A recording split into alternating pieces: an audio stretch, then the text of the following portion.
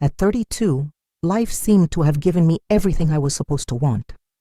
I had a husband many would consider ideal, successful, attentive, fulfilling all the expectations society had set for the role of a good partner. My career, well established, earned me respect and security. I knew exactly what to do every day, how to smile, what to wear, what to say on every occasion. Everyone saw a fulfilled woman with a balanced, planned life, as it should be. And most of the time, I thought this was happiness, the happiness I was told I should want. But at the same time, there was something inside me, something quiet, questioning it all, a void I couldn't name. It was like a shadow following my steps, one I ignored, hiding from myself. I did what was expected of me. I was a good wife, a good professional, a good daughter. But who truly was Olivia? Not the woman others saw, not the one fulfilling roles and expectations. But who was I really when no one was looking? Then he appeared. Gabriel, the kind of man who didn't fit into any of my plans. He didn't conform to the rules or norms I'd always followed. He seemed to live in a parallel universe where conventions didn't exist, where life wasn't about following predetermined steps. He was like a hurricane in my calm life, tearing the leaves from the tree I leaned on. He didn't belong to any script. He looked at me as if he saw something beyond the surface, beyond the controlled, polished woman everyone saw, beyond the choices I'd made to ensure nothing slipped out of my control. There was something in his gaze, a deep curiosity, an intensity, that made my chest tighten, not from fear, but from a sense that he was challenging me to be someone I'd forgotten. I don't know if it was his words or the way he touched me for the first time, not physically, but with his soul, with his eyes. But in that moment I realized he saw something in me I couldn't see myself. And there, in a simple smile, he broke something inside me. I didn't know exactly what was happening, but I knew something immense was awakening. Something I'd buried long ago. Fear came immediately. Fear of what he represented. Fear of losing myself. Fear of becoming the person he was inviting me to be. Because Gabriel was the opposite of everything I knew. He was spontaneous, uncomplicated, unpredictable. And with every meeting, I wanted more. I wanted to understand why he looked at me as if he knew something I didn't want to admit. But at the same time, I felt this connection, this attraction, pulling me away from everything I knew. I was being challenged to choose between what I'd built, a safe, comfortable, familiar life, and the possibility of something unknown, something that didn't fit the mold of the perfect woman everyone expected me to be. I could keep following the path I'd always taken, stay married, continue my routine, live in an acceptable way. But looking at him, at the man who was freedom incarnate, I realized I could no longer ignore the truth. I wanted to be more. I wanted to be me, not the version others wanted me to be. But Gabriel wasn't just the freedom I craved. He was also a risk. And the more I felt this, the more my heart wrestled between reason and desire. As time passed, I began to see how much Gabriel was stirring me in ways I couldn't understand. When he was around, there was a lightness in me I'd never felt with my husband, with friends, with anyone. He made me feel alive, as if the weight of the world vanished for a few moments, leaving only the simple joy of being present, with no rush to get anywhere. He spoke of his projects, his art, his dreams, and everything about him was real. He didn't plan to please, didn't care about being accepted.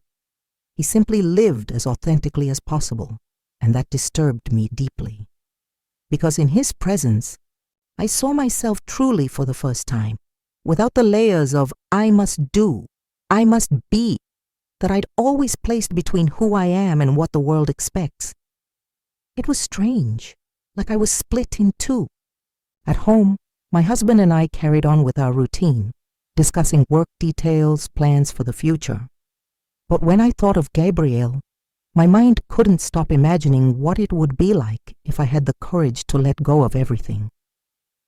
How much happier I could be if I let him into my life. It wasn't just physical attraction. It was something deeper. It was as if he were the key to a place inside me I'd forgotten existed. In our meetings, I started to lose myself. Not in a bad way, but in a liberating one. Gabriel didn't demand anything of me. He just invited me to be who I really was, without fear of judgment, without needing to be more than I already was. And yet, it scared me how much more complete I felt beside him. It's not that I was unhappy with my husband. He was good, kind, but I didn't know how to explain it. I didn't feel alive with him. I felt safe, but not moved. I felt comfortable, but not inspired. That's when the conflict began to intensify. I knew something was growing inside me, something I could no longer ignore.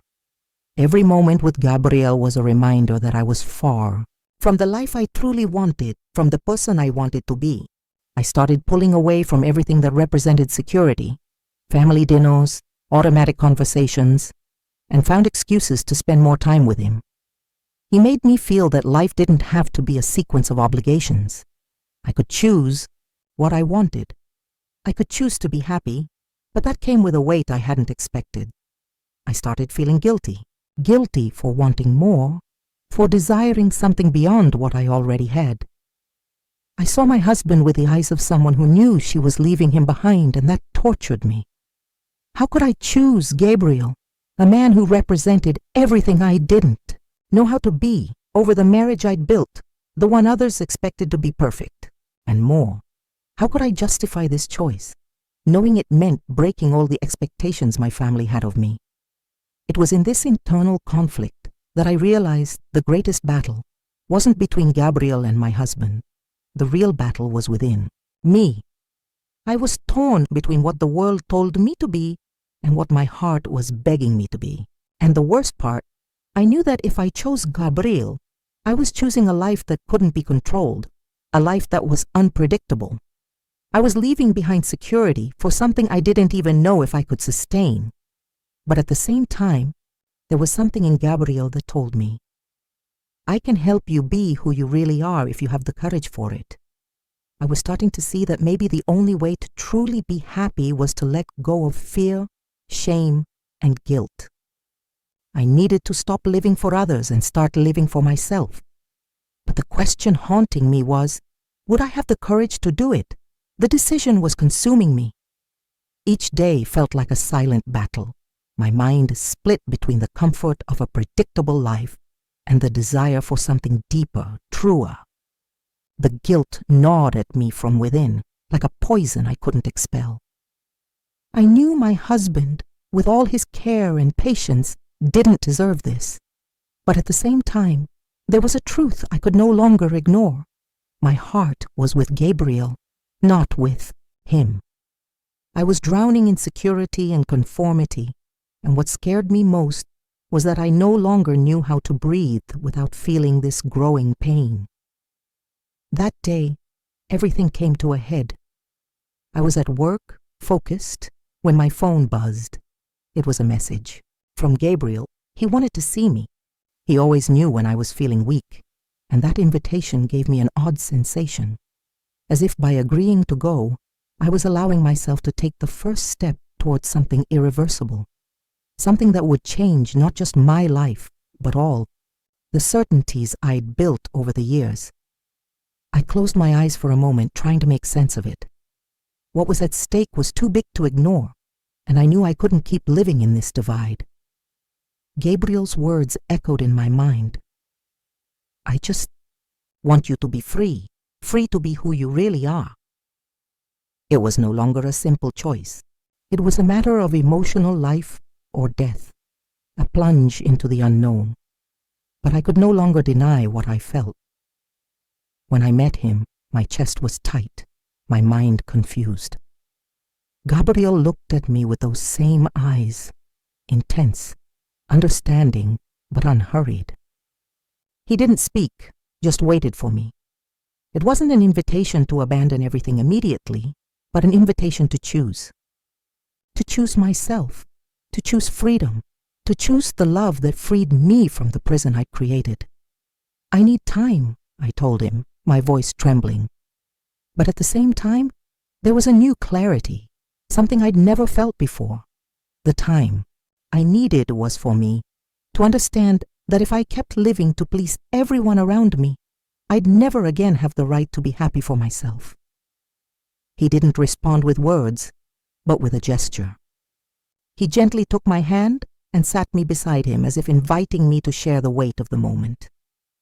In that silence, I realized there was no turning back. I knew the decision was made, even if I didn't yet know how to explain to others what was happening inside me. That night, everything felt too heavy to ignore. Gabriel, with his calm, his way of understanding without rushing, made me see something I'd never wanted to see before. I was trapped in a life I'd built myself, with all my choices and compromises. But beside him, listening to his silence and feeling his presence, I began to understand that to free myself, I'd need to face myself in a way I never had. I'd have to let go of what I knew was safe, comfortable, but also empty. And for the first time in a long time, I started asking myself what I really wanted from life. Did I want to live by my own rules or die obeying others' expectations? In the days that followed, the internal struggle consumed me. I saw my husband at home, always kind, always understanding, and felt a lump in my throat. How could I be so unfair to him, who never asked for anything but to be by my side? And yet, I looked at Gabriel and saw something in his eyes that wasn't in my husband's. The spark of life. The spark of someone who lives for the moment, who doesn't cling to what was or what should be, but only to what is. I felt torn between loyalty to what I'd built and the pull of something so free, so new, so vibrant. Gabriel didn't promise stability, but he offered something much harder to find: authenticity. He challenged me to be true, to shed the masks I wore to be accepted, to please, to fit in. But there was fear. Fear that my choice was too selfish, that my freedom came at too high a cost. I didn't want to cause pain. I didn't want to destroy what was already built. Even as I spent more time with Gabriel, even as I began to lose myself in our conversations and moments together, I'd return home to that life which, as comfortable as it was, now suffocated me. I knew I was choosing something I couldn't undo, and that choice terrified me. On a stormy night, with the sound of rain beating against the window, I felt utterly lost. I looked at my husband and saw him there, silent, waiting for me. I knew what he wanted. He wanted what everyone wants: a simple, uncomplicated love. And then, with a heavy heart, I realized the real battle wasn't between the two men. It was between what I should be to please others and who I was starting to become, for myself. I knew I couldn't keep living this lie, this pretense. I couldn't keep living half a life, seeking fulfillment in something I knew, deep down, didn't complete me. The next morning, I decided I needed to talk to my husband. He deserved to hear what was in my heart. It was a difficult choice, but it was the only one left. I knew the pain he'd feel was inevitable, but the pain I'd feel if I kept living this lie would be even greater. I was about to face the consequences of my choice, and more than that, to face myself. The morning was torment. I knew the conversation I was about to have with my husband would change everything. The knot in my stomach was relentless, and as I prepared to speak, part of me wished I had the courage to take it all back. I could keep living in that comfortable bubble where expectations were clearly laid out, and I didn't have to question my choices. But with every step toward the living room, I knew I couldn't do that anymore. I needed to be honest, not just with him, but with myself. I needed to give myself a definitive answer, so that after this conversation, I could move forward, free from the chains I'd placed on myself. When I entered the living room and saw him sitting on the couch, his serene expression, as always, made my heart ache even more. He didn't know what was coming, and there was no way to prepare him for the pain of the truth. I sat beside him, not knowing where to begin. For a moment, words failed me. He looked at me kind and asked, "What's going on, Olivia? You've been distant." And in that instant, I felt the pain of realizing how far I was, not just from him, but from who I truly wanted to be. "I can't keep going like this," I said, my voice breaking. "I can't keep living to please others, living a life that isn't mine." He looked at me in silence, probably shocked by the sincerity. We'd never shared before. I didn't know how to explain to him what had happened, how I was torn between a comfortable, secure life and something much deeper, something awakened in me by Gabriel. But I couldn't hide anymore. I couldn't pretend I was happy. I couldn't be the woman everyone expected and stop being the woman I was starting to discover. "I don't know what you mean, Olivia," he replied, pain beginning to show in his eyes. "But if it's about that man, I don't know what to do with it. He's everything you're not, and you're losing yourself in him." The shock of his words hit me like a blow, but I didn't blame him. I knew how much he was trying to understand, but the truth was, I was losing myself, and he couldn't save me from that. I took a deep breath and said, "I'm not losing myself. I'm finding myself. And as much as it hurts me, I need to follow my truth. I need to be free to choose, to live. And if it's not by your side, then I'll live alone. But I need to be me. I need to be me to be happy." He stayed silent, his gaze empty, as if absorbing it all. I knew what I was saying was final, and the weight of that decision fell like a ton on my shoulders. I was choosing Gabriel. I was choosing the love that freed me from all the expectations that suffocated me. Not because Gabriel was perfect, but because beside him, I felt closer to being who I truly am. He made me feel that finally, I was choosing to live, not to please. In the days that followed, the house filled with a strange silence.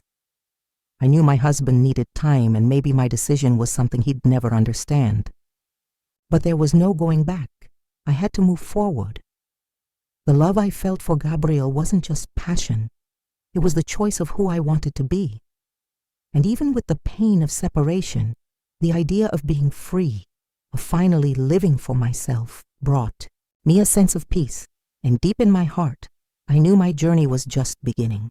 I was still afraid, there was still much to lose, but with Gabriel, I knew love was more than something comfortable and secure. It was something that propelled us, challenged us to be more. And by choosing him, I was, finally, choosing the freedom I'd always desired. In the days after that conversation, the house was steeped in a heavy silence, laden with unspoken words. I didn't know what to expect. How could I move forward knowing my husband was there, tied to me by all the years we'd built our life together? But at the same time, a new sensation was growing in me, a sense of freedom I'd never experienced before. It wasn't fleeting happiness, but an inner peace, a calm I only found when I thought of Gabriel. He didn't make me feel like a better person. He made me feel like myself. The woman I'd abandoned for so long, the woman I hid behind the expectations of a perfect but empty life. I gradually distanced myself from what I knew. The pain of separation didn't come all at once, but slowly, like a process of acceptance. With Gabriel by my side, I began to rediscover my own voice, my own essence. He showed me the world through a new lens, without the limitations of what I thought was possible. But it wasn't just that. With every moment, I felt the internal tension ease. Each day with him, my soul seemed to expand to places I'd forgotten. It wasn't just the freedom of being with him, but the freedom to be myself, to allow myself to be vulnerable, to shed the mask of perfection. Still, the weight of the choice was heavy. I knew the decision I'd made wouldn't be easy to explain to others. Gabriel never asked for anything. He didn't pressure me to make quick decisions. But what I felt for him, as true as it was, still seemed at odds with what my old life represented. How much could I truly leave behind? How much of myself would I have to cut away to allow myself to be happy with him? And with those doubts came questions about my decision, about what I was willing to sacrifice for the freedom to live a genuine love. It was on a rainy afternoon, while Gabriel waited for me for dinner, that reality hit again. There was no turning back, and I knew it. I could no longer live in two worlds. My life with Gabriel, which awakened me every day to an uncertain and passionate future, and the life with my husband, which represented security, but also the silent prison of an existence where I didn't feel whole. What I didn't know then was how this choice would transform me, but I knew, with startling clarity, that by choosing Gabriel, I was for the first time choosing my own happiness. Not a perfect love, but a true love, one that defies standards and rebuilds itself every day. And so, a decision that seemed to be just about love became something much bigger, an act of self-discovery. I was breaking the chains I'd placed on myself. It wasn't just about Gabriel, it was about me. I was finally allowing myself to live, without fear of what others would think. I was finally letting my heart speak louder than any convention, any imposed expectation. But there was still a challenge, accepting that by choosing love, I was rejecting a world that kept me prisoner to a version of myself that no longer represented me. What I didn't know then was that the real challenge was just beginning. Choosing. Gabriel, choosing myself, meant much more than just living what was right or expected. Now my decision had ramifications I couldn't foresee, and I found myself crumbling before the truths I'd hidden so carefully. I knew that by embracing my love for Gabriel, I was also embracing a version of myself I'd always been afraid to acknowledge. A woman who wasn't afraid to take risks, who no longer cared about disapproving looks or the choices others thought I should make. But there was a lingering pain, a longing for what I was leaving behind. And it wasn't just about my husband, who, though kind, wasn't on the same path as me, didn't see me as the woman I was becoming. It was also the pain of others' judgment, those who, even unconsciously, saw my choices as mistakes. I knew I'd lose their approval, and that was harder than I'd imagined. There were moments when, looking back, I saw the life I was leaving behind, the routine with my husband, the afternoons with friends, the image of myself as the ideal wife and obedient daughter. And each time those thoughts arose, I felt a pang in my chest, as if I were cutting something too deep. But when I looked at Gabriel, that pain faded, if only temporarily. He was the fire I needed to see things more clearly. He reminded me that by choosing the love that freed me, I wasn't just giving up a comfortable life. I was opening the door to a new beginning, one without certainties or promises, but one that gave me the chance to be truly me. It was hard to look at him and not see the future in every glance, but it was equally hard to look at my old life and not feel loss. How? Do you move forward when at the same time it feels like you're losing everything? For days, I found myself torn between the love blossoming with Gabriel and the longing for what I'd built with my husband, from whom I'd always expected so much, but who never challenged me to be who I wanted to be. Each step with Gabriel felt more liberating but also more terrifying, because as much as I knew my future with him was uncertain, I also knew the life I had before no longer served me, and somehow I was aware that by choosing Gabriel's love, I was also choosing to stop pleasing others, to stop living with my eyes on others, but on what I truly desired. But that choice required more than courage. It required renunciation, renouncing a version of myself that others expected to become a version I was still learning to be. The pain of the decision didn't vanish, but somehow it became more bearable, Over time, I began to see that this pain wasn't just a burden. It was also a sign that I was finally starting to free myself. I never imagined freedom could be so frightening, so challenging. With Gabriel, I felt completely at home, yet completely out of place. Conversations with my husband grew increasingly difficult, and the silence between us stretched like a taut rope, ready to snap. I knew he saw the change in me, but perhaps he was still trying to believe it was just a phase. Meanwhile, my life with Gabriel unfolded in a way I'd never experienced. It wasn't an easy life, but it was genuine. With him, every day felt like an opportunity to grow, to explore new ways of seeing the world. I felt his freedom and passion for living, and slowly, I began to understand that it wasn't a fantasy. It was real, but there was also a price to pay for this choice. The world around me began to question my decisions. My circle of friends, my family, they started looking at me in a way I no longer knew how to respond to. And more than that, I realized the only gaze that truly mattered was my own. The shame, the guilt, everything that made me want to turn back lingered in the back of my mind. But as hard as it was, I didn't want to return to that life. I didn't want to go back to the woman who lived to please, who lived with a false sense of control. I wanted to be free.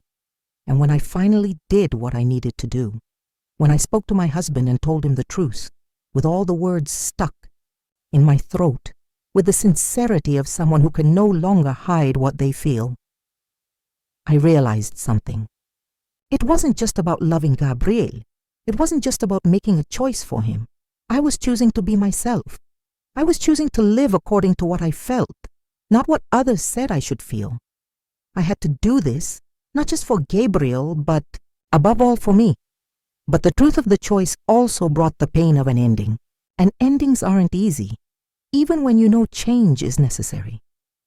The space between me and my husband felt vast. I knew his pain was inevitable, and I didn't know how to do this without causing suffering. But I also knew he deserved more than a woman torn between two lives. He deserved someone who was wholly his or wholly free, and it could no longer be otherwise.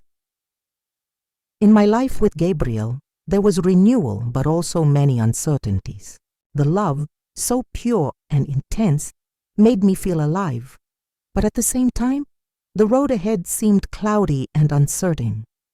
I knew there were no guarantees, but for the first time, I wasn't afraid of being lost. The fear now was in my previous life, in that story that no longer made sense. I had chosen love. I had chosen truth. Over time, the pain of the choice transformed into a form of clarity. I was no longer split between two realities. I was living a truth I'd been too afraid to face before. With Gabriel, I didn't need to be anyone but myself. The expectations of others, the voices of what should be or how I should act, grew more distant. And despite the challenges that came with my decision, I began to feel an inner peace I'd never experienced. It wasn't a perfect peace, but it was the peace of knowing I was living according to what I felt, not what was expected. Yet the consequences of my choice didn't vanish.